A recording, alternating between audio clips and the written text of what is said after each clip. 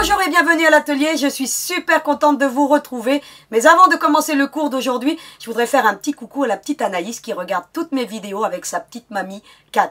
Donc je les embrasse très fort, je leur fais un grand coucou et je leur envoie tout plein de bisous.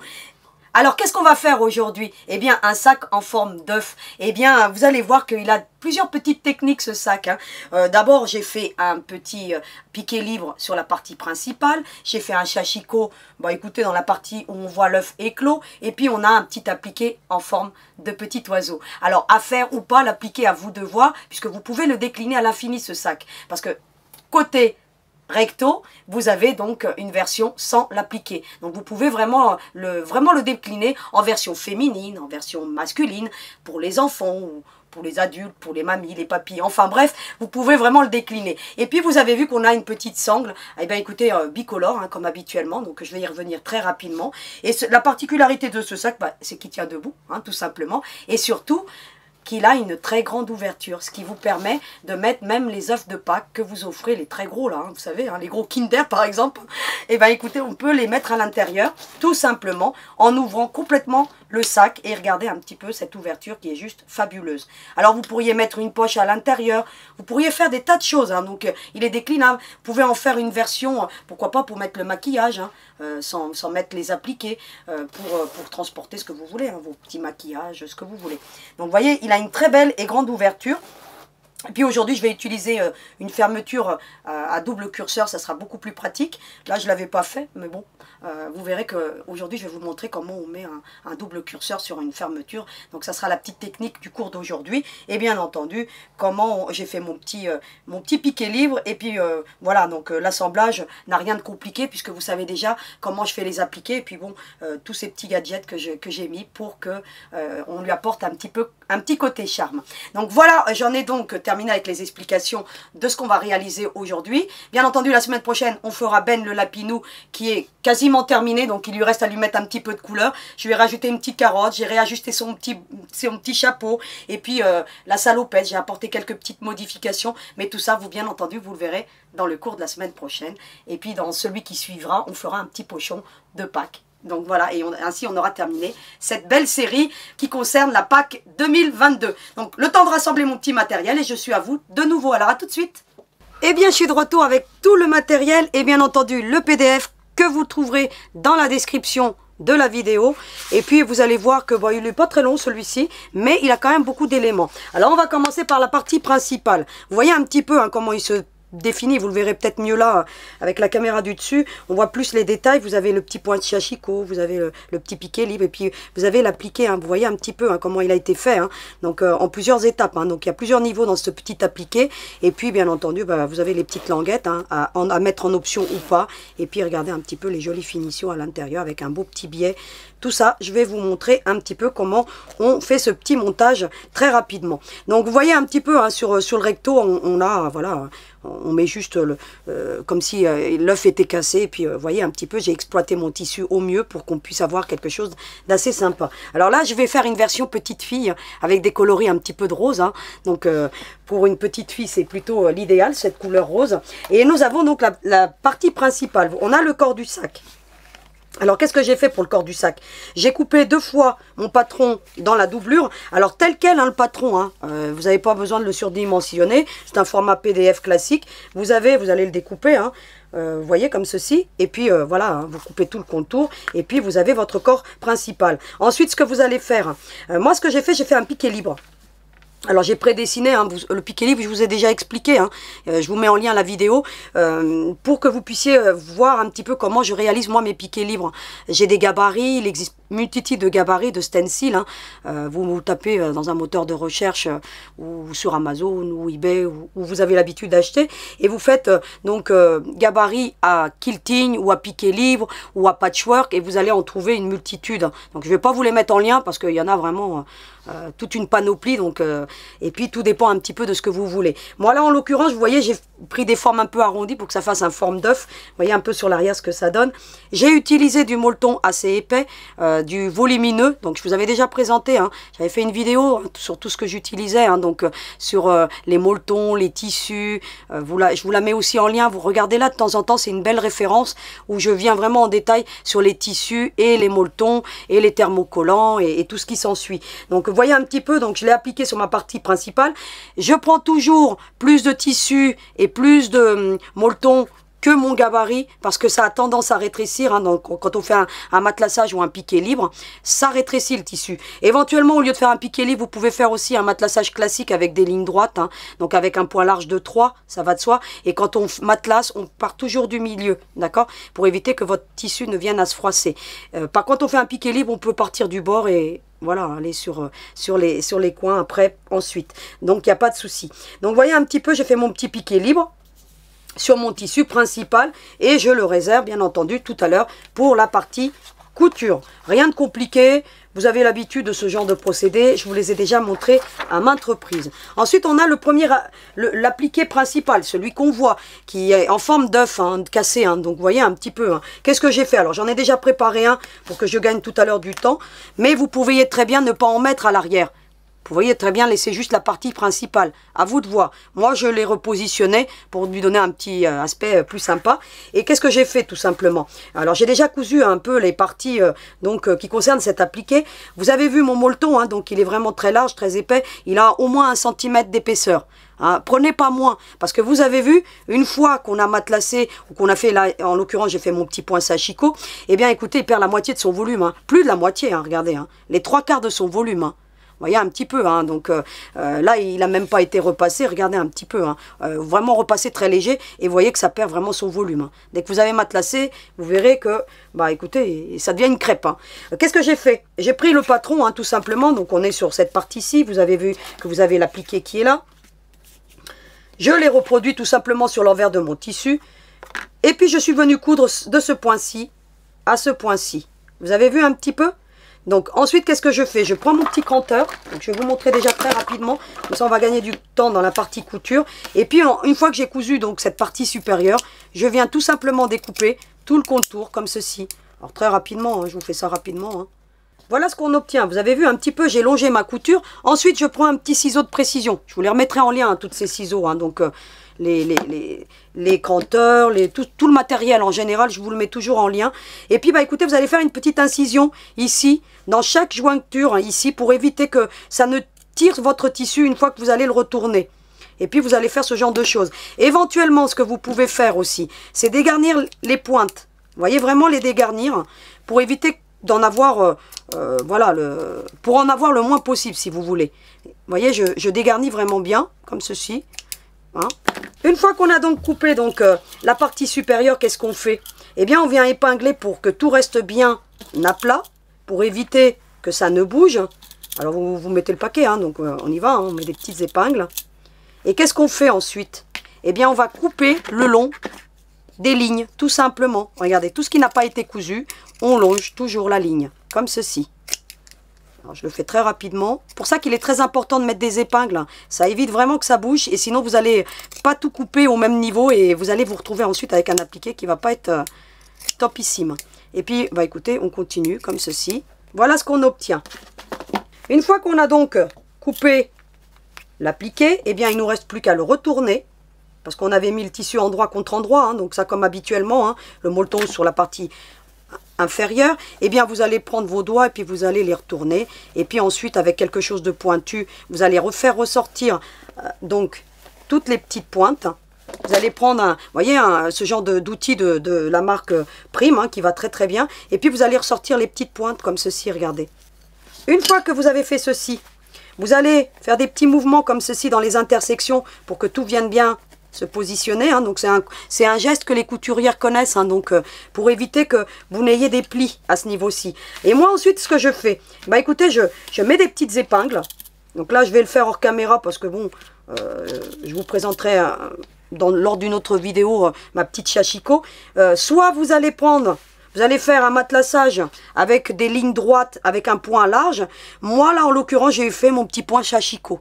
Vous le verrez mieux ici parce que c'est du marron, il est plus contrasté. Là, j'ai utilisé du jaune. Mais vous voyez un petit peu ce que ça donne. Et puis ensuite, bah écoutez, on n'aura plus qu'à l'appliquer sur la partie frontale de la partie principale. Donc voilà, la partie frontale ou principale, peu importe. Hein. Et puis voilà un petit peu ce qu'il en est de cet appliqué. Donc ça, c'est le dernier appliqué qu'on aura à mettre sur la partie principale. Au recto, vous pourrez le mettre directement. Parce que, ou alors vous refaites un autre appliqué avec un oiseau, hein, pourquoi pas. Hein. Vous pourriez le mettre là, l'oiseau, et puis là aussi. Hein. Donc après, c'est à vous de voir. Après, bon, ben voilà, c'est une question de goût et puis une question surtout de courage, hein, parce que les appliqués, il faut les faire. Hein. Donc voilà pour ce qu'il en est donc du premier appliqué qu'on a vu ensemble. Ensuite, on passe aux étapes suivantes. Alors j'ai préparé beaucoup d'éléments de façon à ce qu'on gagne du temps tout à l'heure au montage, parce que comme c'est un petit montage un petit peu particulier, je voulais vraiment voilà, que vous ayez tout dans le détail. J'ai déjà cousu en amont beaucoup de parties. Là vous avez le petit oiseau. Donc le petit oiseau, vous l'avez là, hein, donc c'est le petit gabarit qu'on a ici. Qu'est-ce que j'ai fait? J'ai pris du tissu jaune. Alors je vous ai dit du tissu jaune en préférence, mais vous prenez du rose, du bleu, ce que vous voulez. Hein. Tout dépend comment vous le voyez, votre petit oiseau. Donc moi, c'est un petit poussin, je le fais en jaune. Hein. Donc voilà. Donc je suis venue tracer sur l'envers.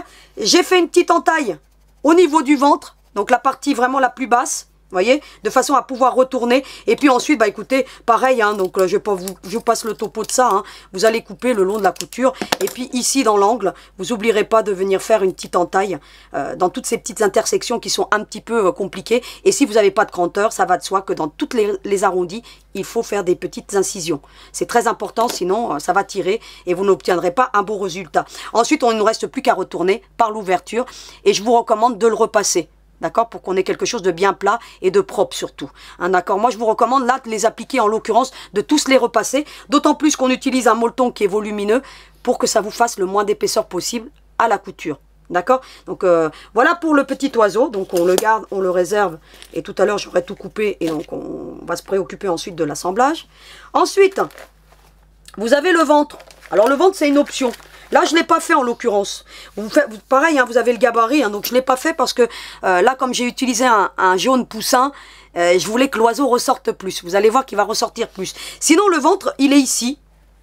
Soit vous le faites ou vous le faites pas. Là, ici, vous voyez, j'avais fait pareil, hein, endroit contre endroit de tissu. J'ai cousu sur le trait. Et puis ensuite, je l'ai retourné. J'ai fait une petite entaille. Et puis ensuite, bah écoutez, je suis venue avec un point décoratif que j'ai fait broder main. Vous voyez, avec, voilà, rien de compliqué. Hein, donc, vous voyez, j'ai fait une petite étoile. Et puis voilà, donc, vous le ferez très bien sans moi. Et puis, vous regarderez ce genre d'étoile. Je vous l'avais déjà montré lorsqu'on avait fait, je crois, la poupée infirmière et d'autres vidéos lorsqu'on a fait de la feutrine. Donc, vous retrouverez, vous regarderez les vidéos et vous aurez toutes les références en ce qui concerne donc la broderie avec ce point-ci. Et puis de toute façon, ce point-ci un petit peu scellé, on le reverra lorsqu'on fera le petit lapinou, hein, Ben. Hein, donc voilà.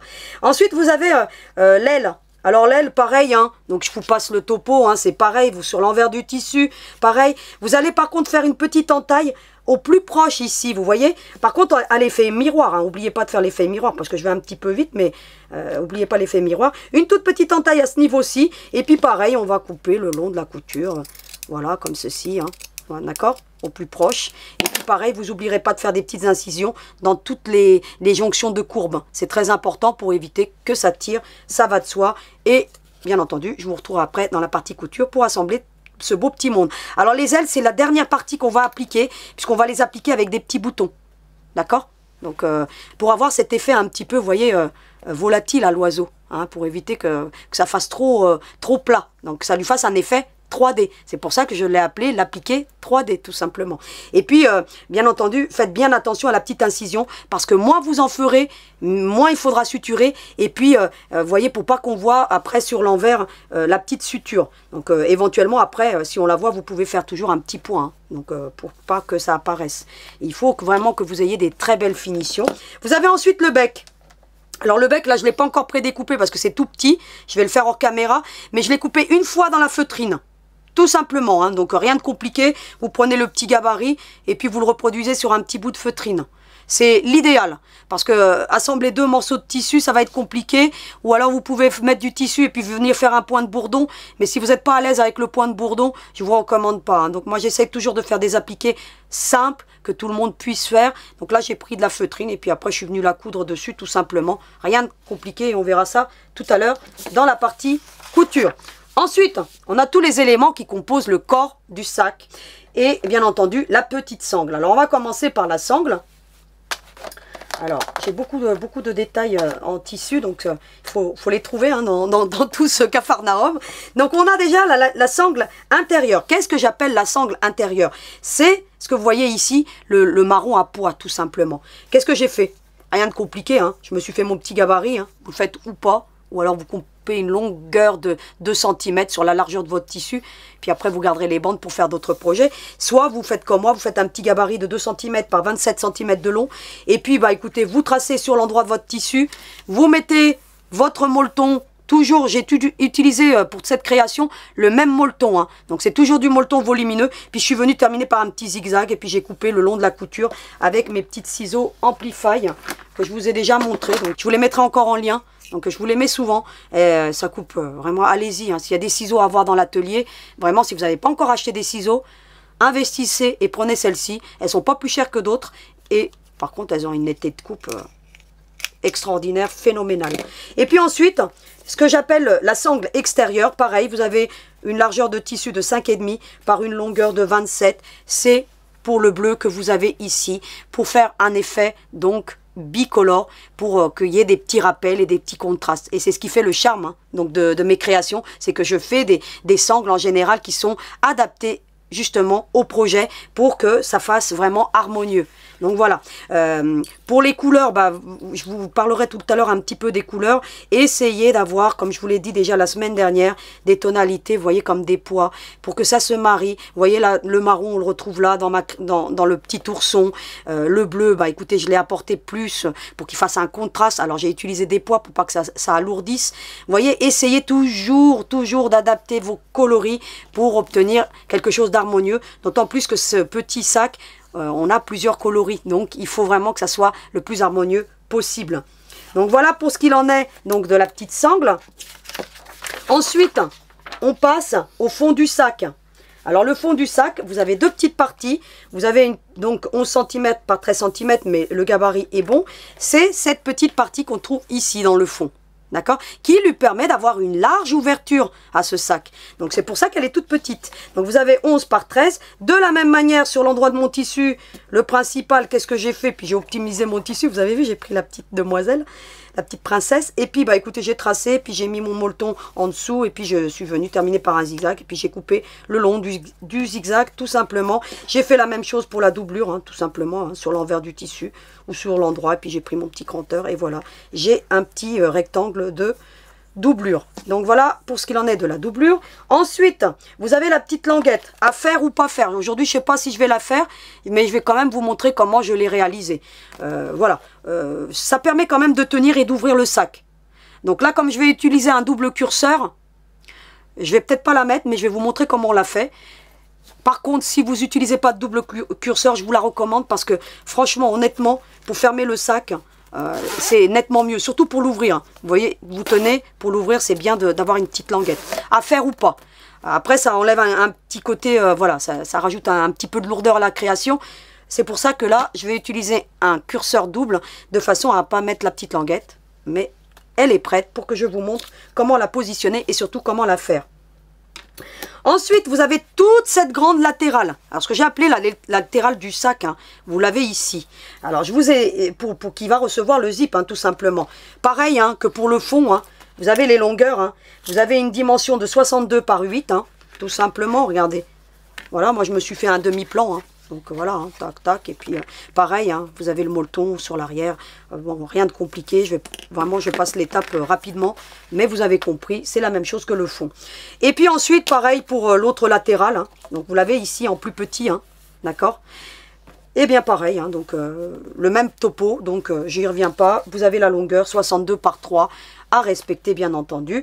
Ensuite, qu'est-ce qu'il vous faut? Il vous faudra couper sur toute la longueur de votre tissu, il faut au moins 1,30 m de biais, enfin de bande. Soit vous utilisez un biais classique, hein, vous achetez un biais, si vous n'avez pas envie d'utiliser, si vous avez du mal à couper les longueurs. Par contre, vous regarderez, j'ai fait une vidéo sur le sac rond, lorsqu'on avait fait les sangles, je vous la mets en lien cette vidéo, où je vous apprends à couper de très grandes longueurs de tissu.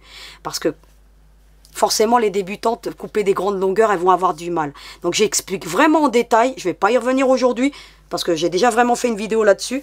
Et regardez-la parce que franchement, couper des grandes longueurs, lorsqu'on a les petits gestes et les petites astuces, c'est surtout top. Et ainsi, vous n'achèterez plus de biais. Parce que les biais, c'est très cher. Moi, je n'achète jamais de biais. Et puis, on obtient aussi de très jolies finitions parce qu'en plus, vous êtes sûr que votre biais sera coordonné à l'intérieur de votre sac. Donc, voilà pourquoi j'en achète jamais. Honnêtement, je n'achète jamais de biais parce que c'est très cher. Et puis, on peut se les fabriquer en faisant un biais double sans avoir à couper dans les longueurs de 45 degrés pour faire ces biais. Donc, c'est des biais rapides. Je les appelle mes biais rapides. Et vous avez dû remarquer depuis que c'est vraiment pratique. Ainsi, vous n'avez pas besoin d'avoir du stock.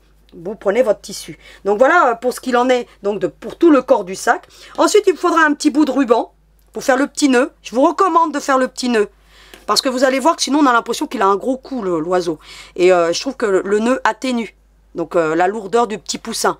Et on ne peut pas le faire plus petit parce que comme c'est un appliqué cousu, ça aurait compliqué la tâche. Alors je vous recommande vraiment de mettre un petit ruban. Alors là, moi j'utilise de l'organza pour apporter, vous voyez, pour que ça reste discret. Pour que le nœud reste discret. Mais vous pourriez mettre un nœud quel qu'il soit. Moi j'ai pas voulu alourdir ma création. Pour ça que j'ai pris de l'organza. Ensuite, donc vous avez des petites photos et vous avez des petites recommandations. Alors je vous dis qu'il vous faut des petits yeux. Alors, vous, soit des yeux à coudre. Là, c'est des yeux sécurité. Donc, moi, j'ai une petite boîte, hein, je vous mettrai en lien, hein, donc avec une belle petite panoplie, donc qui sont de très belle qualité. Donc, je vous les mettrai en lien. Et puis, j'en ai déjà préparé deux, donc il a deux yeux, hein, il est pas borgne, mon oiseau. Donc, voilà. Et puis, on a les petites sécurités à l'arrière, donc voilà. Et puis, il faut le pistolet à colle pour venir sécuriser cet œil, de façon à ce que l'enfant ne vienne pas à l'arracher. Et puis, il vous faudra un petit peu de laine pour faire sa petite touffe, hein. Donc, vous voyez un petit peu, hein, donc voilà, rien de compliqué. Donc, écoutez, je vous retrouve maintenant dans la partie couture avec tous les éléments prêts. Et on va se mettre au boulot, alors à tout de suite. Me voici devant vous déjà avec quelques éléments qui sont déjà prêts. Donc, vous avez vu, là j'ai le recto. Ce que j'ai fait pour optimiser au mieux mon tissu, j'en ai forcément plus long. Et bien pour qu'on voit un petit peu du visage de l'imprimé, et bien écoutez, je l'ai placé plus bas. Hein, donc vous voyez un petit peu, hein, donc ça dépasse hein, légèrement. Ce que vous faites, hein, vous optimisez au mieux, hein, parce que sinon, si je le montais trop haut, on voyait pas les têtes. Donc moi je voulais qu'on voit un petit peu quand même, vous voyez, pour que ça fasse joli. Et puis écoutez, vous ferez comme en fonction du tissu que vous avez, hein, surtout, hein, pour faire cet appliqué-ci sur l'arrière, hein, donc sur le recto. Puis ensuite, vous n'aurez plus qu'à couper le long de la couture. Hein. Vous voyez, j'ai mis une petite couture de sécurité tout du long. Et puis ensuite, écoutez, on coupe et vous voyez ce que ça donne. Hein. Donc, je vous montrerai ça tout à l'heure.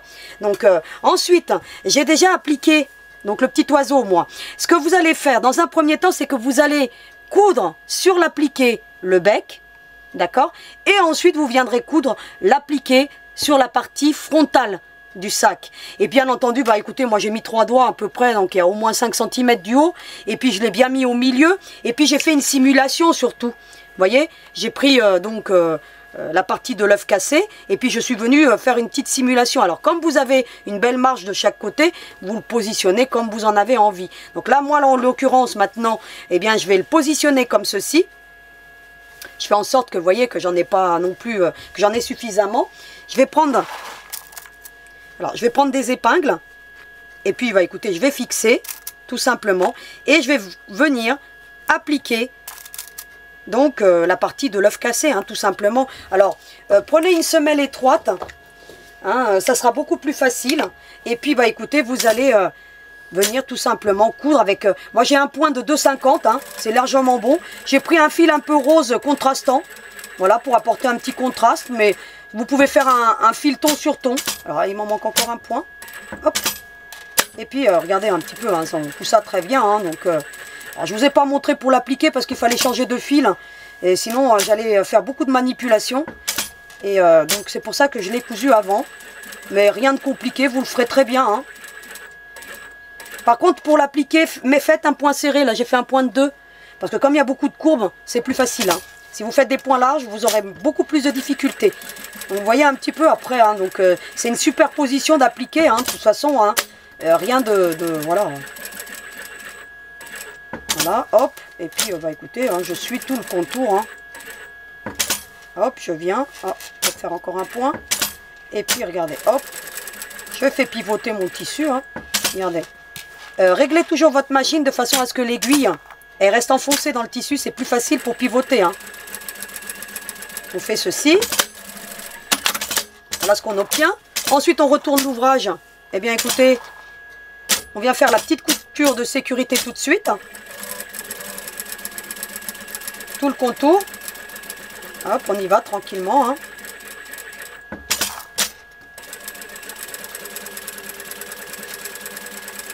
Bam, bam, bam. Et puis vous y allez tranquillement. Regardez.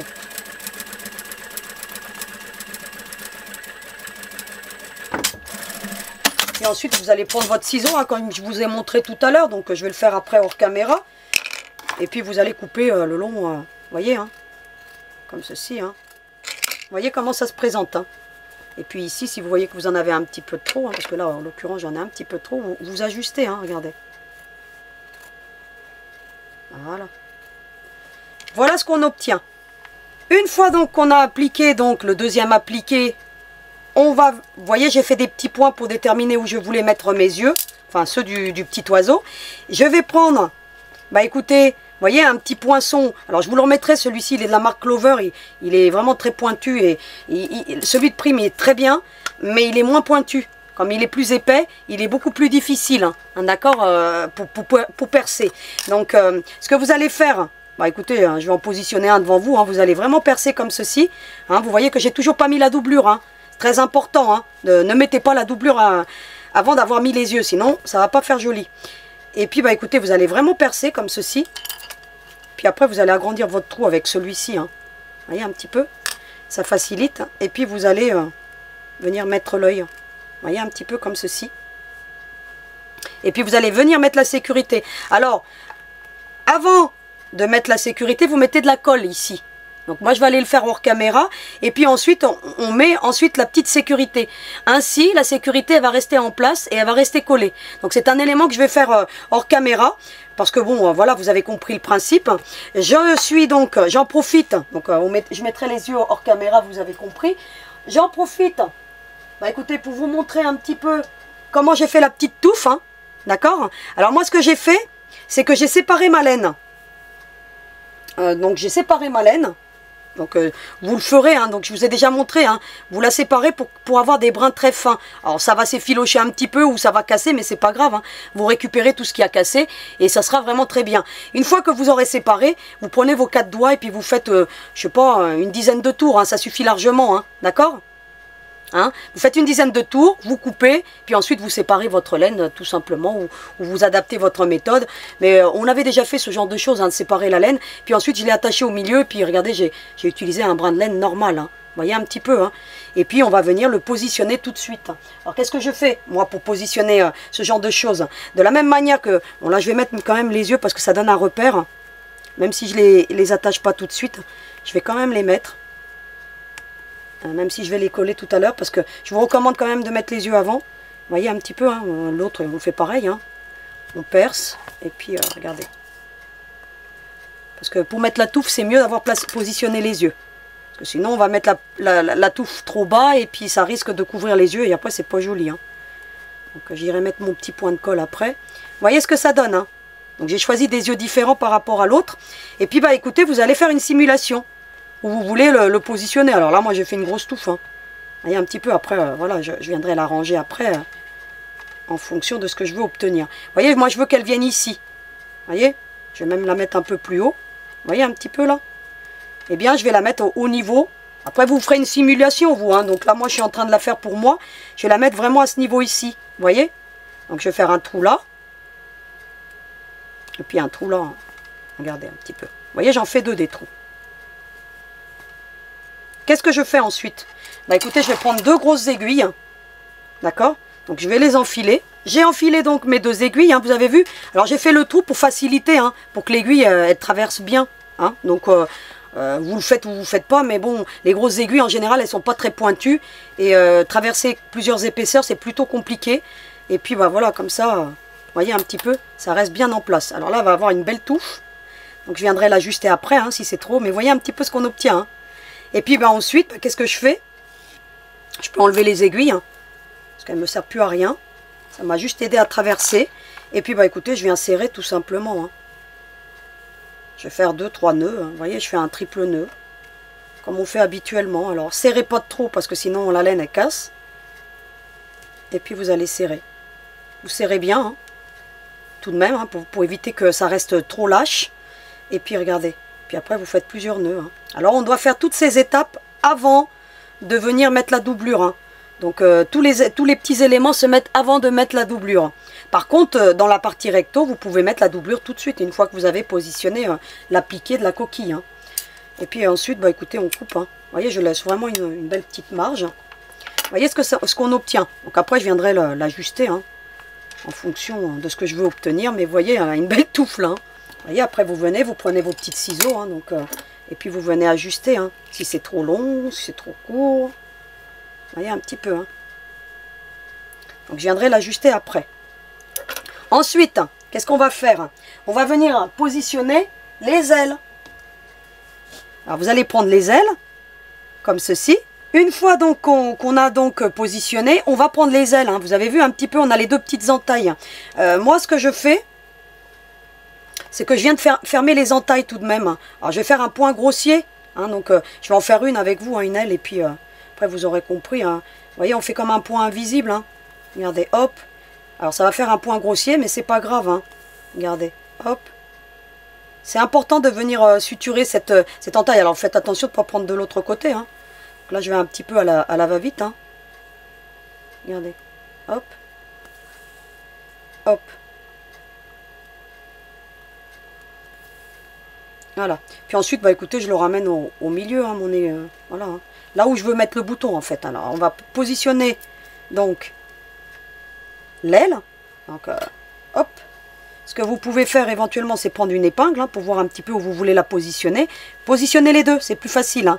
Alors bien entendu, si vous avez fait le ventre, vous faites le ventre en même temps que vous avez fait le bec, hein, ici, là, d'accord hein. Et puis après, vous venez coudre l'oiseau sur la partie principale. Hein.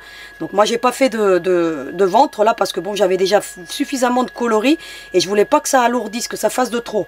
Et puis bah écoutez, vous allez prendre deux boutons décoratifs. Vraiment, prenez des jolis boutons, regardez un petit peu là, alors, moi je les ai vraiment assortis, de façon à ce qu'on obtienne quelque chose de beaucoup d'harmonieux, si vous voulez. Eh bien écoutez, on positionne les ailes comme on veut, plus vers l'intérieur, plus vers l'extérieur, plus vers le haut, comme ça, regardez, comme vous voulez. Donc là, moi je vais les positionner comme ça. Et puis, bah, qu'est-ce que je vais faire? Donc, je vais positionner mon petit bouton. Je vais déjà commencer. Alors là, il y a plusieurs épaisseurs, donc c'est un petit peu compliqué. Et éventuellement, si vous voyez que votre aiguille, elle a du mal à piquer, ce que vous faites, hein, vous allez l'affûter avec le petit macaron de chez Clover. Donc, je vous l'avais déjà présenté. Donc là, je vais emmener mon fil un peu plus loin. Vous voyez que je n'ai pas coupé mon fil. Hein. Donc, ça complique un petit peu la tâche, mais bon, c'est pas grave. Et puis ensuite, bah écoutez, alors mon aiguille, elle pique pas trop bien. Je vais peut-être aller l'affûter. Hein. Je n'ai pas pris la meilleure aiguille. Vous voyez un petit peu. Puis on va le coudre, hein, tout simplement. Hein. Vous allez complètement le coudre sur l'appliqué. Donc là, moi, je vais le faire comme ça. Voilà, je vais la mettre comme ça pour changer un petit peu l'aile. Et puis j'y vais, regardez. Alors vous voyez, vous allez le coudre. Hein. Donc là, rien de compliqué. Hein. Donc... vous faites plusieurs tours, hein, surtout pour que ça reste bien en place. Voilà ce qu'on obtient. Éventuellement, vous soulevez votre aile. Si vous voyez qu'on voit l'entaille, donc là, moi, vous voyez, là, on la voit un petit peu. Ce que vous allez faire, c'est que vous allez emmener votre fil, hein, regardez un petit peu. Hein. Éventuellement, il faut faire tout de suite un point d'arrêt. Hein, une fois qu'on a mis un bouton, faites tout de suite votre point d'arrêt, comme ceci. Et coupez pas votre fil. Hein. Voilà. Voyez là, si on soulève, on voit cette petite entaille qui est là. Et bien ce que vous allez faire, c'est que vous allez traverser d'un point à l'autre, hein, tout simplement, regardez. Hein, vous emmenez votre fil, hein, regardez. Au niveau de l'entaille, hein, voyez ici. Voyez, et puis vous allez faire un petit point ici, regardez. Vous prenez, regardez. Voyez, un petit peu hein, de votre tissu comme ça, là, regardez. Et puis vous allez... repasser l'aiguille et puis vous allez tirer. Ainsi ça vous le fixe et quand on soulève on ne voit plus rien. Vous voyez, on ne voit plus l'entaille. Alors vous pouvez passer deux fois hein, si vous voulez, regardez, pour que ça reste beaucoup plus solide. Hein, pour éviter que quand l'enfant... C'est pour ça que je vous ai dit dans le PDF d'utiliser en préférence du fil résistant. Vous voyez, vous passez une deuxième fois et puis pareil pour la touffe. Hein. Moi là, je voulais passer qu'une fois, mais après, vous pouvez venir avec une aiguille pour mieux la fixer si vous voulez. Hein, donc là, moi, je l'ai fait qu'une fois, mais vous pourriez repasser plusieurs fois hein, pour que ça soit plus solide. Moi, je vais le faire hors caméra, parce que là, je voulais aller un petit peu vite, mais voilà, parce que sinon, après, ça bouge un petit peu de trop, vous voyez. Donc moi, je vais vraiment venir bien la fixer encore. Ensuite, vous allez prendre de l'organza ou voilà un ruban quelconque. Hein. Donc moi, j'ai pris de l'organza pour que vous voyez, ça fasse beaucoup plus joli. Et puis, vous allez coudre le nœud. Alors, je ne vais pas vous montrer comment on le coupe, mais de la même manière que pour le bouton. Et puis, quand vous allez coudre, vous allez le passer ici.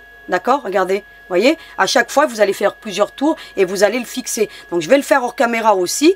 Bah, écoutez, je vais également positionner donc l'autre aile avec le bouton. Et vous voyez ce que ça donne. Et puis, bien entendu, j'ai fait le nœud avec un appareil à quilling. Vous regarderez, lorsqu'on a fait l'appliqué dans le sac ballerine, je vous ai montré comment on faisait ce genre de nœud avec une fourchette ou avec un petit peigne à quilling. D'accord? Le quilling, vous connaissez, c'est un art de faire donc des arabesques avec des petites bandes de papier. Donc voilà. Et ça, c'est bien utile pour faire quand on veut faire les nœuds. Je vous ai montré comment on le faisait. Donc regardez la vidéo et vous allez voir, c'est le même principe qu'avec une fourchette. Hein. Vous prenez une fourchette, vous pouvez faire la même chose. Et puis, soit dit en passant, je voulais vous montrer mon briquet, parce que habituellement, j'ai toujours un briquet qui n'était pas terrible, hein, avec flexible et tout. Bon, voilà, si vous l'avez, c'est très bien. Mais bon, les boutons, il était un petit peu fragile. Et j'ai trouvé celui-ci de la marque Zippo, hein, pour ceux qui fument, donc ils doivent connaître. Et puis, il est juste topissime pour l'atelier. À moins de 20 €, hein, je crois que je l'ai payé 18 €, je vous le mettrai en lien. Il existe en noir, il existe en chromé. Et puis vous avez une sécurité. Alors ça, c'est plutôt pas mal. Vous devez appuyer. Donc là, je vais l'amorcer, vous voyez, hein, parce que je ne l'utilise pas souvent. Et puis, bah écoutez, pensez toujours à passer la flamme sur votre ruban pour éviter que ça s'effiloche. Et puis là, il est franchement, vraiment, puis on règle la flamme, hein, regardez, hop. Vous voyez, hein, vous avez ici de quoi régler la flamme. Et puis, bah, je l'aime beaucoup. En plus, il est super élégant. Donc, je vous le mettrai en lien. Pas pour fumer, hein, c'est pas bien. Hein. Pour justement passer dans l'atelier, on en a besoin. Franchement, pour les rubans, parce que je remarque que parfois, il y a certaines personnes qui ne le passent pas, et puis au bout d'un moment, bah, ça s'effiloche, et ça ne fait pas des jolies finitions. Donc voilà, j'ai terminé donc avec les explications en ce qui concerne l'appliqué. Je vais aller, bah, écoutez, mettre un petit point de colle sur l'arrière des yeux, et puis après, je vous montre un petit peu comment je coupe cette petite pointe, hein, pour pas que ça dépasse, et puis finir tout ça hors caméra, et puis je reviens vers vous. Alors à tout de suite. Voilà ce que ça donne. Vous avez vu, hein, je lui ai taillé sa touffe. Finalement, j'ai conservé cette couleur. Je l'ai juste, vous voyez, vraiment renforcé avec du fil résistant à l'arrière pour que ça reste bien en place. Et puis, je l'ai taillé un peu en ballon de rugby. Hein. Vous avez vu un petit peu pour que ça apporte un petit côté charme. Et puis, j'ai fixé tous les éléments. Et puis, bah, écoutez, j'ai mis de la colle pour les yeux pour éviter que bah, ils viennent vraiment à s'arracher. Et puis, une fois que vous avez collé, vous allez prendre des ciseaux. Alors, je vous les remettrai. C'est des marques Olfa. C'est des multifonctions qui servent à couper des tas de choses comme ça, hein, du plastique et ce que vous voulez. Et puis, vous allez couper les pointes. Voyez, comme ça, bah écoutez, ça ne ressort pas trop. Vous voyez un petit peu. Hein. Ensuite, vous allez prendre la doublure et vous allez venir la fixer. Donc moi, je vais le faire hors caméra parce que bon, vous avez compris. Hein, j'ai fait la même chose sur l'autre. Hein, vous avez vu un petit peu. Hein. Donc j'ai mis la petite doublure. Bah là, je vais faire pareil. Hein, je vais faire un petit point de sécurité tout le contour pour venir la fixer tout simplement. Et ainsi, on aura la partie frontale qui est terminé avec la partie arrière. Et maintenant, on va se concentrer sur la petite sangle. Alors la sangle, vous avez donc les deux petites parties. Hein. Donc je vous montre ça très rapidement. On va mettre, vous voyez, un petit peu sur une latérale comme ça, endroit contre endroit. Hein. Donc je vais régler le poids de ma machine à 2 pour que ça reste bien solide. Et puis je vais y aller tranquillement. Alors hop, on y va. Je fais une couture à 1/4, hein, toujours. Essayez voilà, de toujours utiliser des marges à 1/4 parce que c'est vraiment le standard. Hein. Alors vos pieds normalement font 0,5. Mais vous avez des pieds étroits. Hein, et essayez il en existe même en plastique, hein, donc des transparents qui sont bien pratiques et qui sont très étroits. Donc éventuellement à l'occasion je vous en montrerai quelques-uns. Et vous allez voir que ça facilite, hein, parce que la marge à 1/4 c'est le standard pour le patchwork. Hein. Donc il faut s'habituer à utiliser cette marge si vous voulez toujours obtenir des coutures parfaites. Vous voyez, j'ai mis endroit contre endroit. Et puis après, c'est comme je vous ai déjà montré. Hein. Moi, ce que je fais, c'est que j'arrive à cette étape-ci.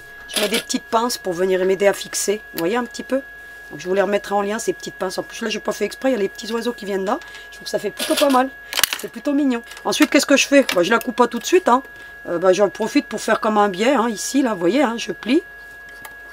Et puis, bah, écoutez. Je viens, je mets mes petites pinces. Ça aide. On a déjà vu ce genre de sangle. Hein, donc là, je vous la remonte vraiment très rapidement. Hop. Parce que ça fait longtemps qu'on ne l'a pas vu. Donc, de temps en temps, une petite piqûre de rappel, ça fait pas de mal. Hein. Vous voyez un petit peu. Hein. Et puis, on y va tranquillement. Voilà ce que ça donne. Vous avez vu? Et ensuite, bah, qu'est-ce que je fais? Bah, je règle un point large. Là, pour le coup, je mets un point de 3. Et puis, écoutez, je me mets bien vraiment en jonction. Hein. C'est pour ça que les semelles étroites, c'est pour ça que les industrielles, elles sont top. Hein, parce qu'elles ont une semelle étroite et franchement, ça facilite la couture. Hein. Vous aurez plus de facilité avec une industrielle qu'avec une domestique. Parce que la semelle est vraiment étroite. On n'a même pas besoin de moi, j'utilise toujours la même, hein, que ce soit pour les fermetures, pour tout. Parce que, honnêtement, hein, alors j'ai des pieds à fermeture hein, pour ma machine. Hein, mais je les mets jamais parce que franchement, il n'y a vraiment pas besoin. Hein. Ils sont toujours dans le tiroir. Je vais vous les montrer quand même, comme que vous voyez un petit peu. Je vous montre quand même les semelles. Hein, pour ma machine industrielle, parce que parfois on me pose des questions, souvent, hein, donc par rapport justement aux industriels. Voilà, c'est une Nexio, hein, c'est vraiment costaud, c'est une piqueuse, hein, ça fait que du point droit, ça fait pas de, si vous voulez, de point décoratif. Hein. Donc éventuellement un jour je vous ferai un topo là-dessus, pour vous montrer que quand même si vous faites beaucoup de sacs, beaucoup de choses comme ça, c'est super hein, une machine industrielle, parce que ça passe bien les épaisseurs, ça carbure, et c'est livré avec plusieurs pieds. Donc là, c'est pour les fermetures invisibles, par exemple. Là, vous avez le pied en téflon si vous voulez faire du cuir. Mais honnêtement, moi, j'ai déjà fait du cuir avec cette semelle. Ça passe très bien. Et puis, vous avez celle à zip. Alors, vous avez une étroite qui va sur l'aiguille à droite. Enfin, oui, à droite. Et puis là, l'aiguille à gauche. Vous voyez, hein. Posez les zips. Donc, moi, je ne les ai jamais positionnés, hein, pour vous dire. Hein, parce que celle-ci, elle est vraiment top. Hein, elle est multifonction, si vous voulez. Et puis, je vous parle souvent de cet outil aussi. Comme je vous parle des marges à 1/4, c'est de la marque Prime. Si vous avez du mal à coudre droit, vous positionnez à 1/4 et puis après vous n'avez plus qu'à fondre. Vous voyez, regardez, hein, vous n'avez plus qu'à mettre et puis ça va vous faire votre marge à 1/4. D'accord? C'est aimanté, c'est super, c'est topissime. Il n'y a pas mieux, hein, j'en ai trouvé d'autres, mais ils sont avec du scotch et tout, c'est pas terrible. Mais celui-là, il est plutôt bien et en plus il adhère vraiment bien. Alors quand vous voulez faire des marges plus grandes, hein, pour vos ourlets, vous voyez un petit peu, vous positionnez.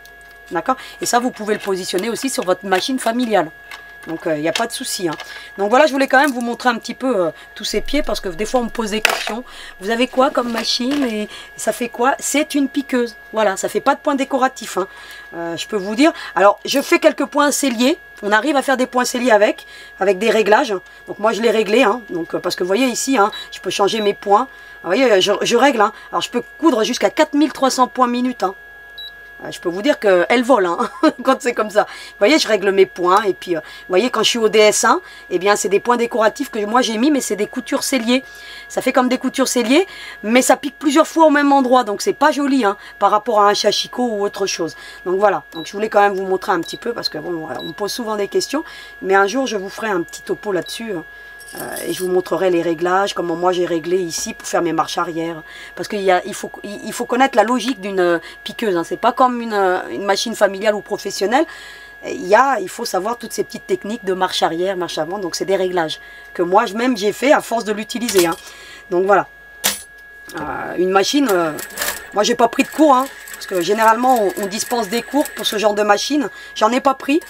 Donc j'ai fait des tas de tests, même pour les réglages, parce qu'il y a des réglages de tension de fil à faire, des réglages de longueur de fil, d'accord, ici, qui se font ici. Et parfois c'est compliqué, hein. Mais moi j'ai trouvé mes petites techniques, donc à force de l'utiliser, donc voilà, au début on galère, et puis après on galère plus du tout. Donc éventuellement un jour si ça vous intéresse, et pourquoi pas vous faire vraiment une pause couture sur une industrielle, sur la Chachicot. Dites-le moi hein, et puis je vous le fais hein, sur ma VQ2 par exemple pour vous la montrer en détail. Hein, parce que c'est des machines voilà, hein, donc, qui tiennent la route. Vous voyez un petit peu ce qu'on obtient. Donc on a fait cette petite sangle. Une fois qu'on a fait la sangle, on va s'occuper du canal du zip. Là on a beaucoup d'éléments. Hein, donc comme vous voyez là j'ai vraiment... Alors je vais vous montrer un côté. D'accord? Donc là, moi, je vais prendre en l'occurrence mon tissu dans ce sens-là parce que vous voyez, je l'ai coupé pour qu'on voit un petit peu ce fil là. Vous voyez un petit peu là. Donc j'essaie d'optimiser mon tissu en fonction des éléments que je veux. Parce que là, vous voyez, j'ai voulu qu'on voit les petits oiseaux, les petits... Voilà, donc même si c'est sur le côté, je voulais que ça fasse joli. Donc ensuite, je vais prendre ma fermeture. Alors, je vous ai dit qu'il fallait une fermeture de 65. Alors moi, j'ai pris des fermetures à anorak. Moi, je trouve que pour faire des sacs pour les enfants, il n'y a pas mieux. Déjà parce que c'est plastique et puis c'est très résistant.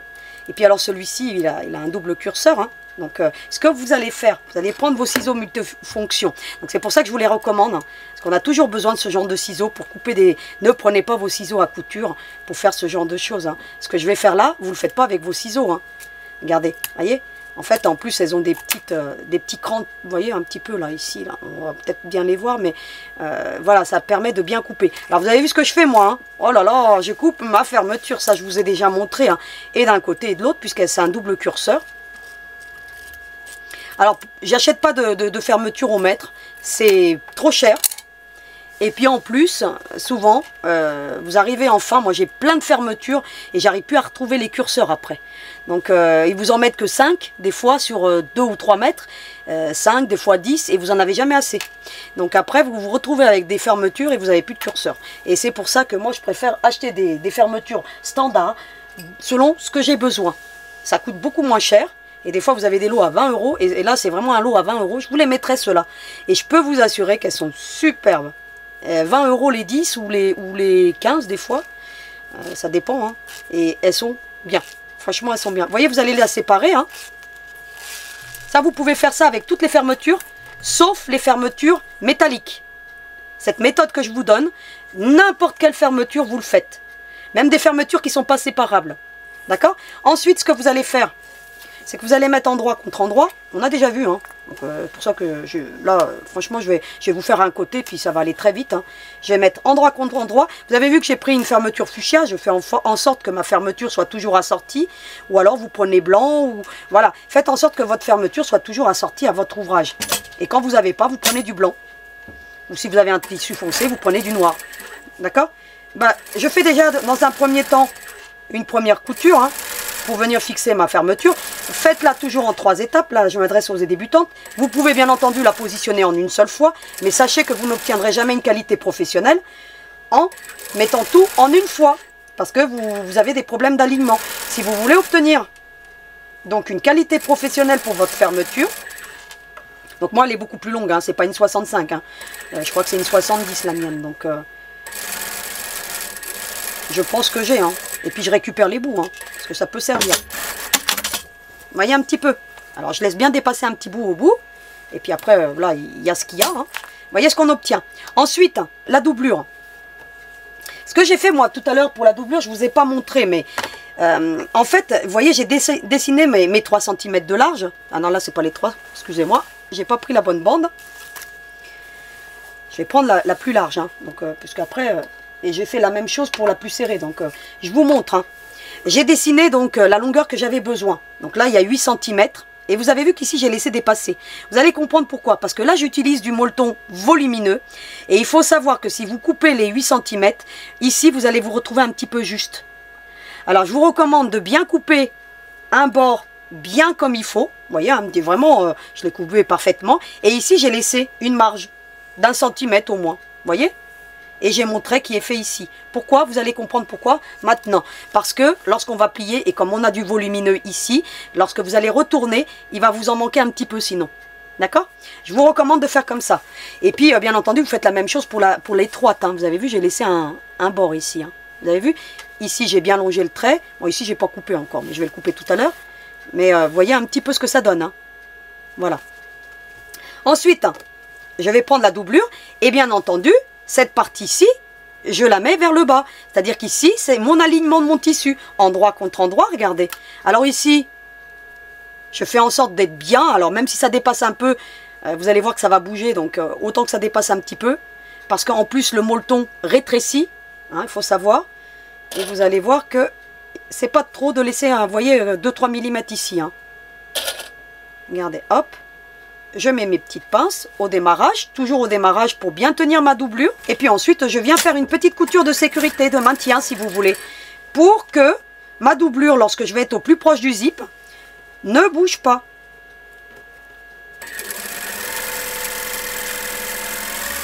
Alors, vous voyez un petit peu, hein, une industrielle, c'est voilà, hein, c'est.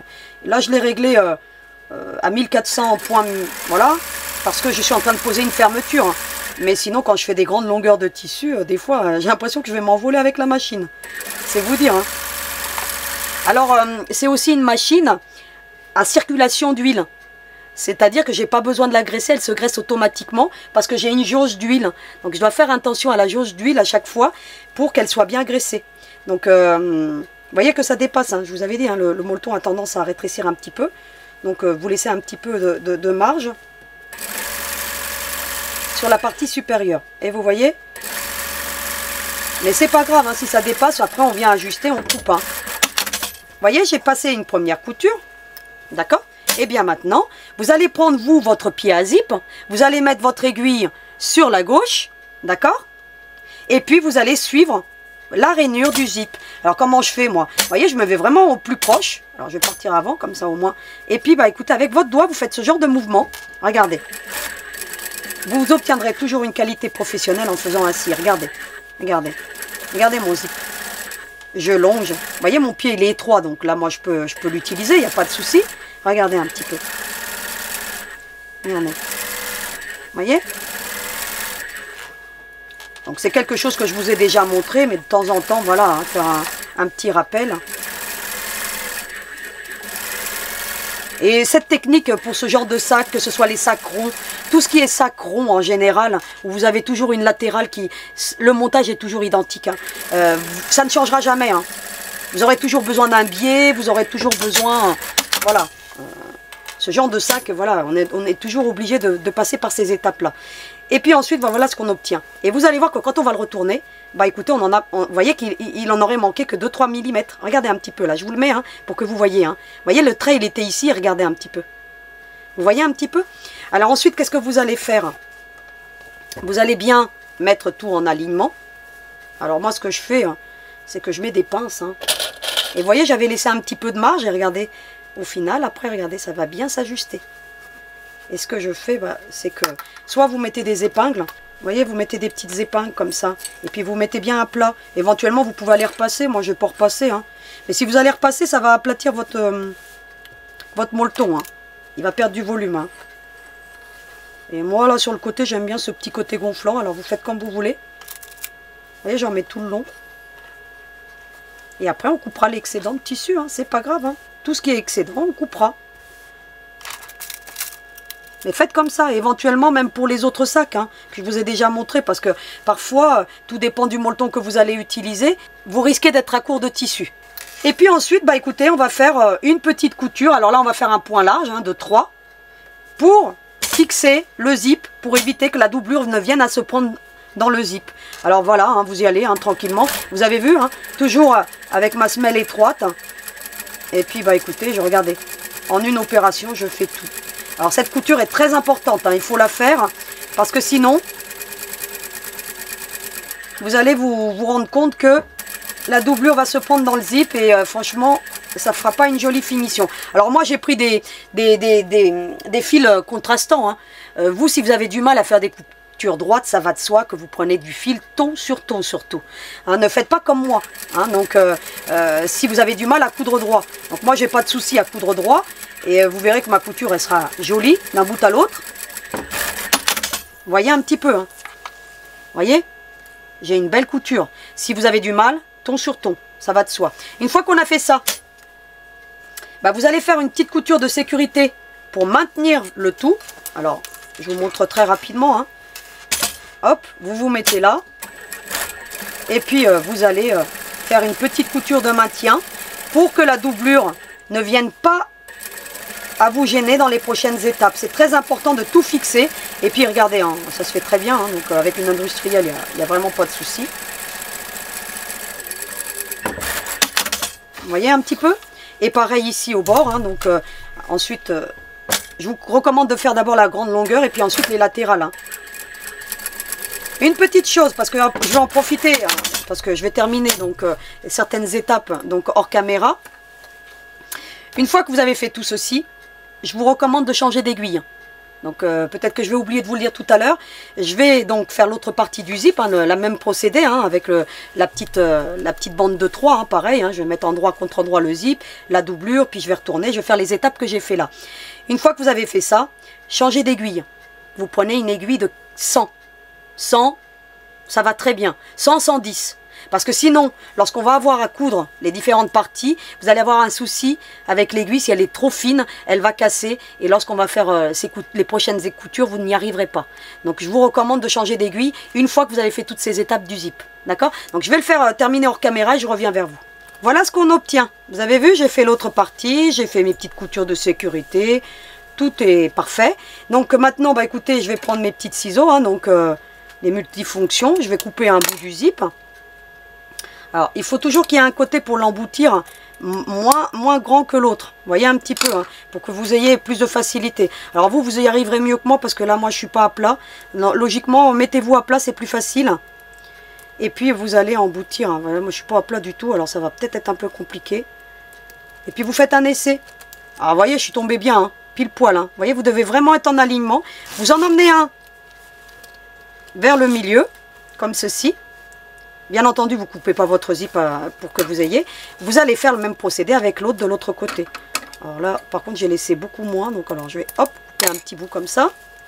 Et regardez. Vous voyez, je prends l'autre curseur. Bien entendu, si vous n'en avez qu'un, vous l'emmenez jusqu'au bout et vous venez le réemboutir de l'autre côté. Vous le ramenez encore au milieu. Si vous en prenez deux comme moi, eh bien...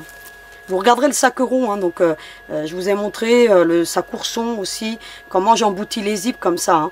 Donc comme ça, c'est beaucoup plus facile. Hein. Ainsi, le zip, il ne vous gênera plus. Hein.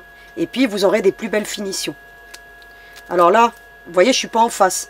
Qu'est-ce que ça veut dire? Si je ne suis pas en face, eh bien écoutez, je viens, j'en coupe encore un. Vous voyez, ça facilite. Hein. Vous coupez. Hein. Si vous voyez que vous n'êtes pas en face, vous venez, vous coupez une maille. Et puis, vous recommencez. Après, si ça ne va pas, vous recoupez dans l'autre sens. Et puis, vous voyez, là, en l'occurrence, je suis bien. Logiquement, je suis bien. Alors, je vais savoir ça quand je vais arriver au bout. Vous voyez les deux? Regardez. Vous voyez? Un dans un sens, un dans l'autre. Et puis, vous venez les mettre au milieu. Et ainsi, ça vous ferme les deux côtés. Et ça ne vous gêne plus. Hors caméra, qu'est-ce que j'ai fait? J'ai changé d'aiguille. Alors, je voulais vous montrer un peu les aiguilles des industriels. Hein. Faut savoir qu'une industrielle, c'est pas les mêmes canettes, c'est pas les mêmes... regardez les canettes, je vous montre les canettes, elles sont en aluminium. Elles sont relativement chères, les canettes. Hein. C'est entre 3 et 4 euros la canette. Des fois, vous en trouvez des adaptables, mais elles sont un peu plus épaisses. Moins agréables. Hein. Donc, mais il faut savoir hein, que c'est un investissement, une piqueuse. Hein. Puis, vous avez les aiguilles industrielles. Donc voilà, moi c'est des grosses Becker. Alors vous pouvez prendre aussi des Schmetz industrielles, mais elles sont moins bien. Personnellement, j'ai des Schmetz et franchement je les aime pas du tout. Parce que ça casse le fil bien souvent et j'aime pas du tout. C'est cette marque-là que j'utilise moi pour mon industriel. Donc voilà. Donc j'ai pris une aiguille de 100. Vous faites pareil, vous prenez une aiguille de 100. Sinon habituellement je mets des 90, mais là vous voyez j'ai pris une de 100. Donc voilà. Comme ça, vous savez tout, hein, presque tout. Puis vous conservez bien entendu parce qu'on peut faire des petites choses sympas avec ça. Hein. Ça peut servir pour une déco, même d'une pochette. Voilà, moi je jette rien, hein, donc je conserve tout. Parce que là, je ne sais pas à quoi ça peut servir, mais il y aura un moment donné, ça va faire un petit tilt. C'est ça la création. Ce que vous allez faire ensuite, eh bien vous allez ici, pour éviter que votre zip ne vienne à s'ouvrir. Alors vous le faites ou vous ne le faites pas, moi je le fais. Et puis vous y allez tout doux, vous voyez, hein. Et puis vous faites une couture. D'accord? Et puis ainsi, vous pouvez venir maintenant couper votre zip. Pour pas que ça s'ouvre. Ainsi, ça ne s'ouvrira plus. Et vous faites la même chose de l'autre côté. Voilà ce qu'on obtient. Vous voyez quelque chose de vraiment très très joli, très propre. Ensuite, on va s'occuper de mettre le fond. Alors vous avez le fond. Vous vous souvenez hein, de ce petit rectangle de 13 par 11? Eh bien, vous allez mettre endroit contre endroit. Donc moi je vais faire attention de comment je veux, comme ça au moins je sais dans quel sens je l'aurai ma petite demoiselle. Enfin peu importe, de toute façon qu'elle soit dans un sens ou dans l'autre. Et puis vous allez mettre endroit contre endroit, comme ceci. Et puis vous allez faire une petite couture à 1/4. Alors je vais diminuer le point, hein, je vais le faire à 2. Hein. Prenez des coutures serrées toujours. Hein. Alors mettez-vous droit. Hein. Des fois je ne suis pas forcément droite. Vous épinglez, hein, mettez des petites pinces au bord hein, si vous ne voulez pas que Voilà, hein, si vous avez du mal, sécurisez votre travail toujours au maximum. Hein. Là, pour les débutantes, hein, pour qu'elles aient aucun souci. Hein. Vous voyez un petit peu? On obtient ce genre de choses. Vous voyez? Ensuite, on va emmener endroit contre endroit ici.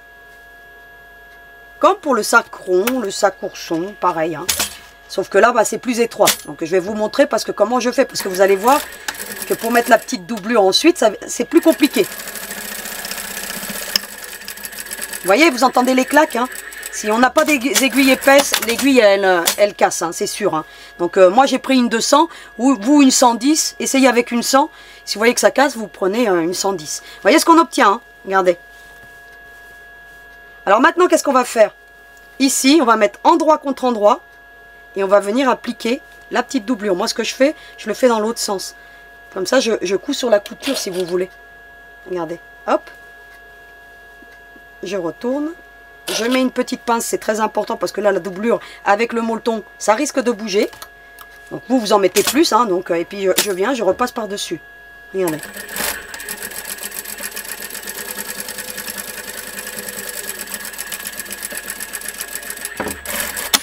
Vous voyez? Vous obtenez ceci. Vous voyez? Ensuite, et c'est là où ça se complique, hein, vous allez plier comme ceci. Vous allez plier comme ceci. Vous voyez un petit peu là, hein, donc vous faites un espèce de sandwich. Hein, et puis vous allez emmener endroit contre endroit ici. Alors éventuellement, moi ce que j'avais fait, prenez des grosses pinces. Alors vous voyez, hein, j'ai mes grosses pinces hein, de chez Clover, celles-ci. Elles sont vraiment très bien. Vous voyez, vous prenez comme ça. Là. Regardez, puis vous mettez une pince. Ça va vous faciliter l'ouvrage, hein, regardez. Hop, et vous la mettez là. Et puis ensuite, vous faites endroit contre endroit. Et puis vous allez... ça va tirer un petit peu. Mais voilà, vous allez réussir à le faire. Hein. Alors vous faites attention que ici, vous voyez, ça va ne pas se prendre. Hein. Vous tirez comme ça.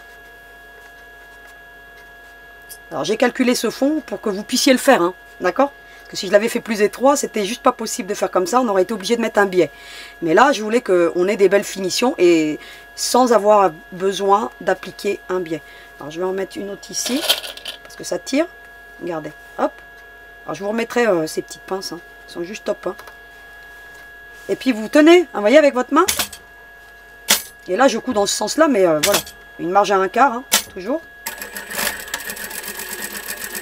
Regardez, hop.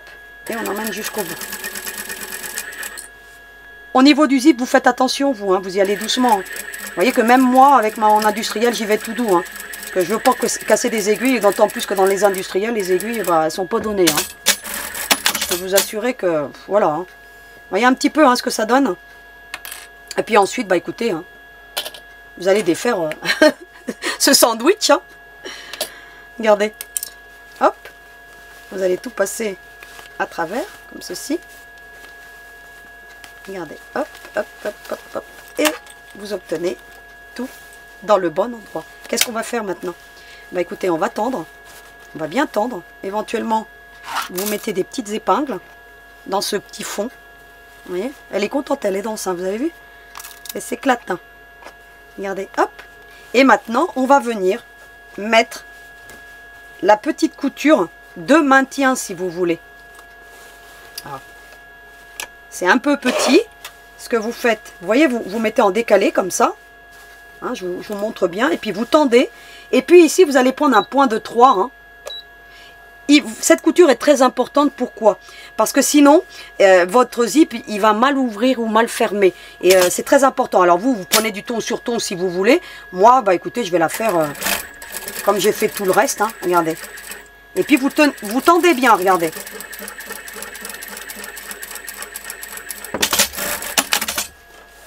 Vous voyez un petit peu ce que je fais là? Je fais la même chose de l'autre côté. Voilà, je fais bien, hop.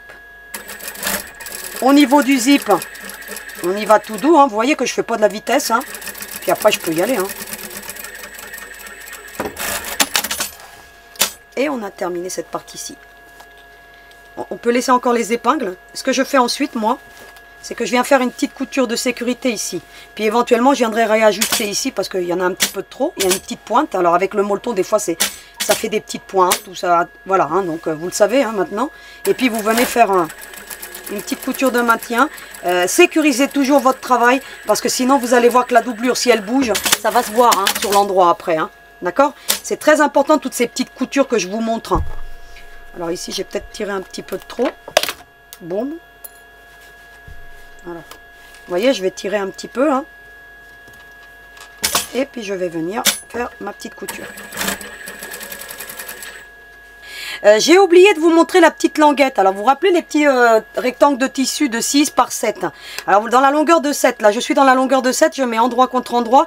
Je vais vous montrer quand même rapidement. Hein. Je ne l'ai pas positionné, mais je vais vous dire comment on la positionne. Vous regarderez le sac ourson, hein, donc vous saurez comment ça se positionne. Bah, écoutez, hop. Vous faites comme ceci. Puis ensuite, vous allez la retourner. Hein. Regardez, hop. Donc alors, j'ai rien pris pour retourner. Hein, donc, je fais ça avec les doigts. Vous voyez? Hop. Voilà.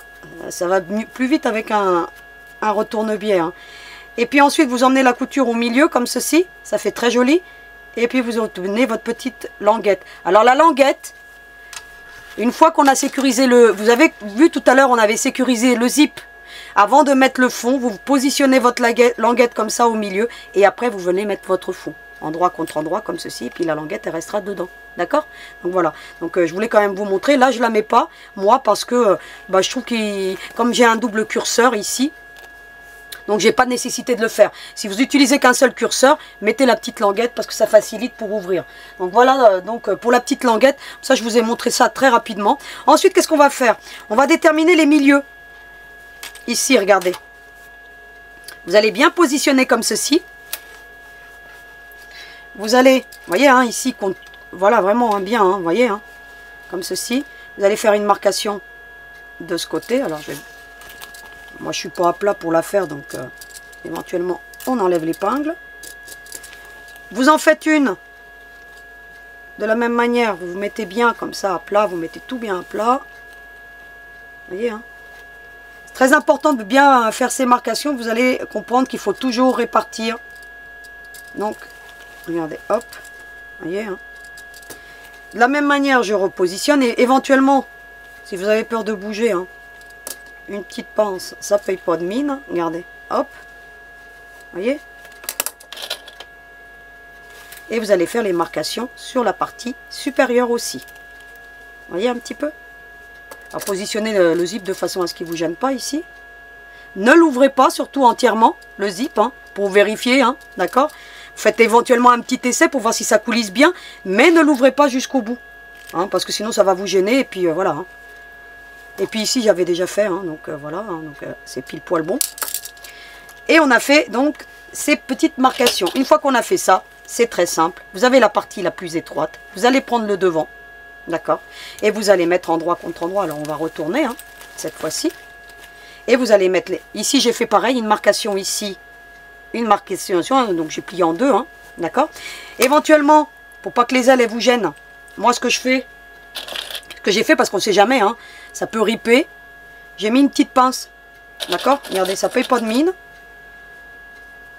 Et on fait comme ceci. Alors j'allais oublier, avant de positionner le contour, on va positionner la sangle.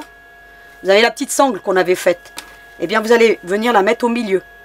Alors, après vous refaites la marcation ici, hein, d'accord, au milieu. Et puis vous allez faire une, vous voyez, endroit contre endroit, hein, d'accord. N'oubliez pas la sangle, hein, parce que pour un peu j'allais l'oublier moi. Dans la précipitation, regardez, hop, petite couture de sécurité, je maintiens, vous voyez un petit peu. Et maintenant, on va pouvoir positionner le contour. Alors, la partie la plus étroite, vous voyez, là où c'est plus étroit, endroit contre endroit ici. Alors, marcation contre marcation, regardez, hop, une petite pince. Vous allez ensuite prendre l'autre. Alors là, la sangle, si elle vous gêne, vous faites pareil, hein, vous pliez. Soit Ce que vous pouvez faire ici, c'est mettre une épingle. Ça facilite. Regardez. Pour éviter qu'elle se balade partout. Et puis ici, parce que sinon elle va être trop longue, vous prenez une petite pince. Regardez. Voilà, vous voyez, sécurisez bien votre ouvrage parce que sinon après vous aurez des difficultés. Ensuite, ici, marcation contre marcation, hein, de la même manière. Vous voyez, on est dans le fond. Hein. Hop, j'ai pris un petit bout de tissu avec. Et puis ensuite, eh ben, il ne reste plus qu'à venir faire épouser tout ça, hein, donc le contour. Alors logiquement, vous n'aurez aucun souci à faire le contour. Hein. Donc moi, il s'adapte parfaitement. Hein. Alors j'espère qu'aujourd'hui, ça va être la même chose. Hein. Regardez, vous voyez, je mets je fais d'abord un côté. D'accord? Regardez, hop. Je fais tout correspondre. Regardez. Et lorsqu'on a fait le contour et que ça s'épouse bien, on dit Alléluia. Hein.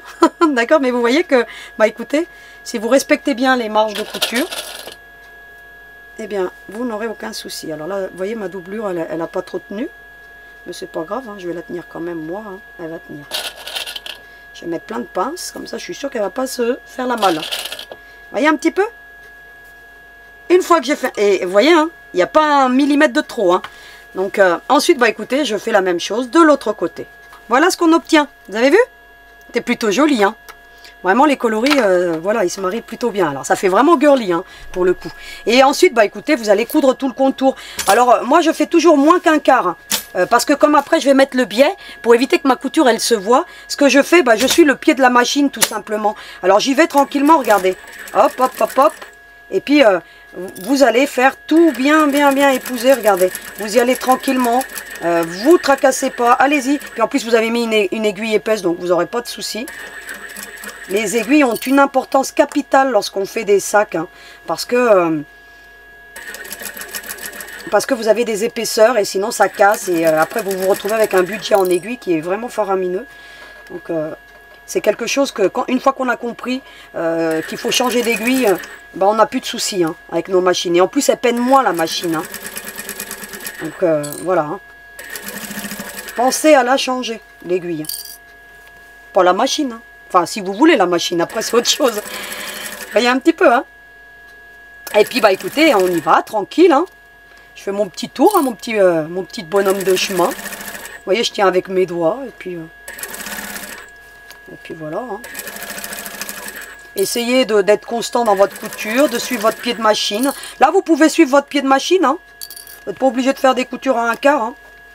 Votre pied de machine, ça va très bien.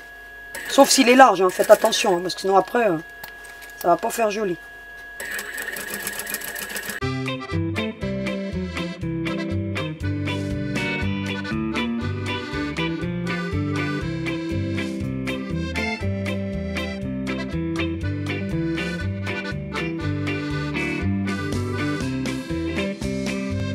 J'ai enfin terminé le tour. Avant de venir positionner le biais, qu'est-ce que je fais? Je viens vérifier si ma couture est parfaite. Sinon, je défais et je recommence. Alors là, en l'occurrence, a priori, j'ai pas de souci. Et regardez un petit peu le beau petit résultat qu'on obtient. Vous avez vu? Donc maintenant, je vais vous montrer comment on positionne la sangle de l'autre côté. Pour que vous n'ayez pas de problème. Hein. Mais vous voyez un petit peu le beau petit résultat. Hein. Et c'est le biais, déjà même comme ça, elle tient presque toute seule. Mais c'est le biais qui va faire que ça va maintenir donc bien en place. Mais même déjà là, comme ça, bah écoutez, il n'y a pas de souci particulier. Hein. Et bien maintenant, qu'est-ce que je vais faire? Eh bien écoutez, je vais faire l'autre côté. Donc je retourne mon ouvrage. Hein. D'accord, comme ceci. Cette fois-ci, bah écoutez, je vais être obligée d'enlever la partie de la sangle et je vais venir positionner la sangle endroit contre endroit. Vous voyez un petit peu là? Regardez. Vous venez la positionner puis vous en profitez pour faire une marcation au milieu hein, pour vous aider pour la prochaine étape. D'accord? Regardez, vous la mettez bien. Vous voyez, hein, au milieu, comme ceci. Et vous allez venir. Regardez, vous prenez à l'envers comme ça.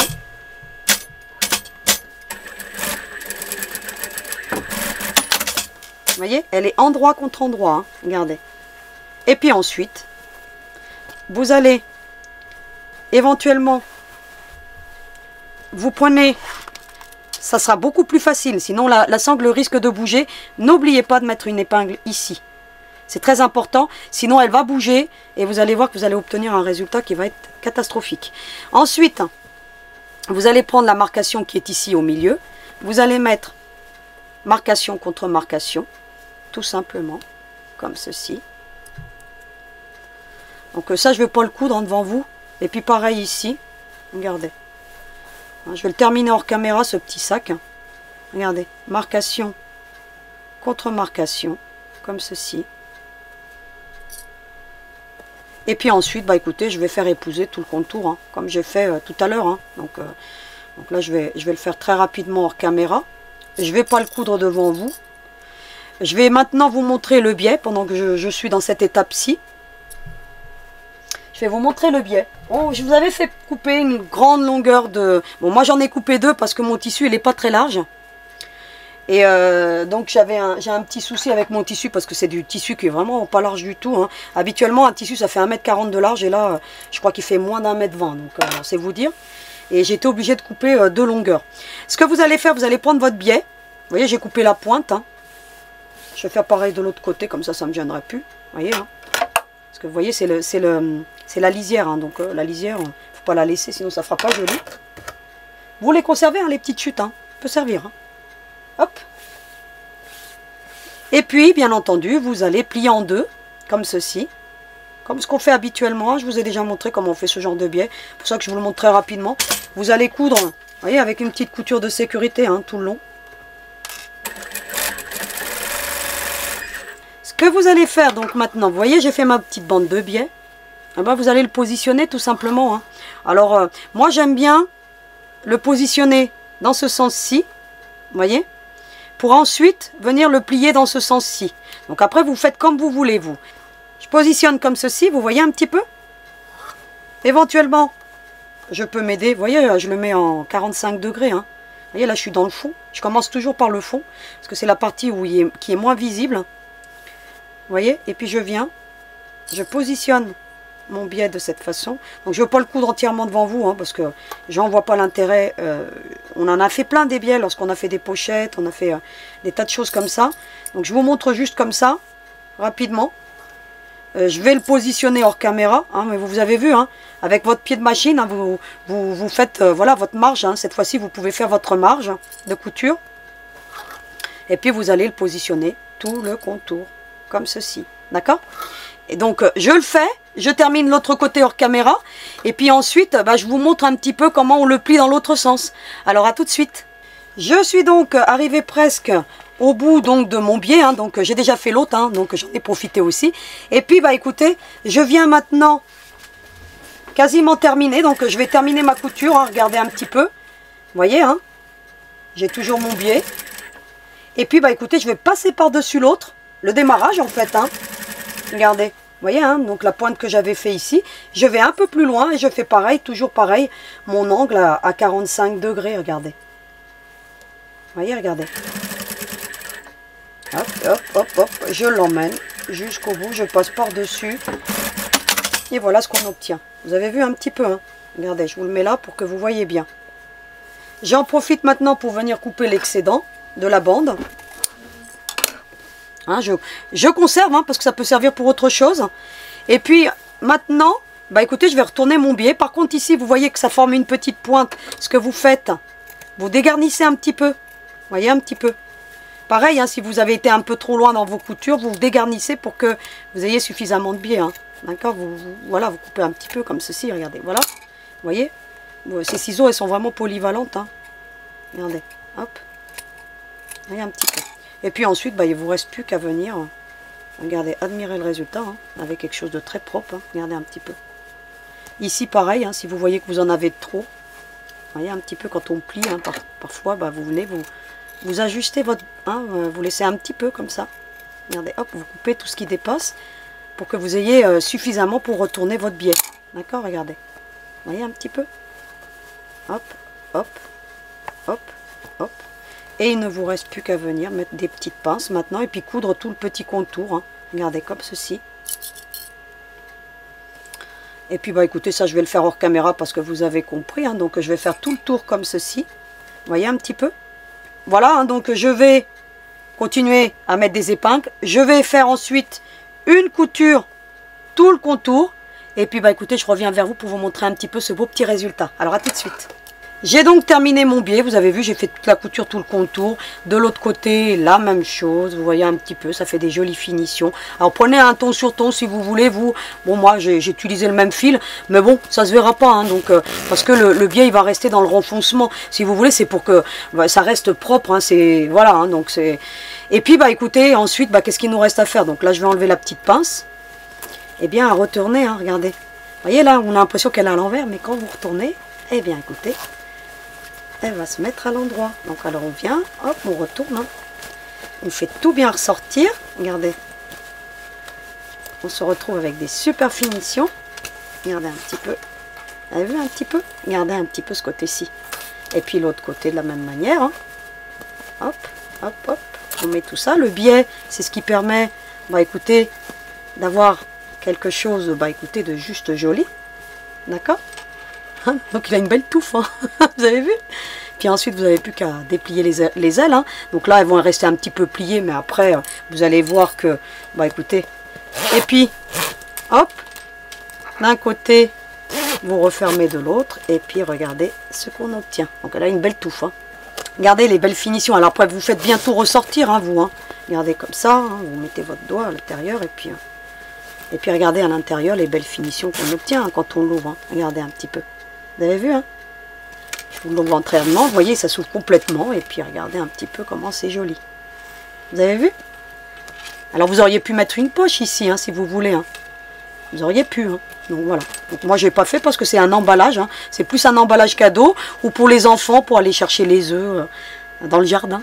Et puis après, bah écoutez, vous n'avez plus qu'à emmener votre double curseur sur le sommet, et puis bah écoutez, à le transporter. Donc j'en ai terminé avec le cours d'aujourd'hui, je vous retrouve pour le petit mot de la fin. À tout de suite. Eh bien, on a terminé le projet d'aujourd'hui. Vous avez vu un petit peu, hein, donc il a demandé du travail, ce petit sac.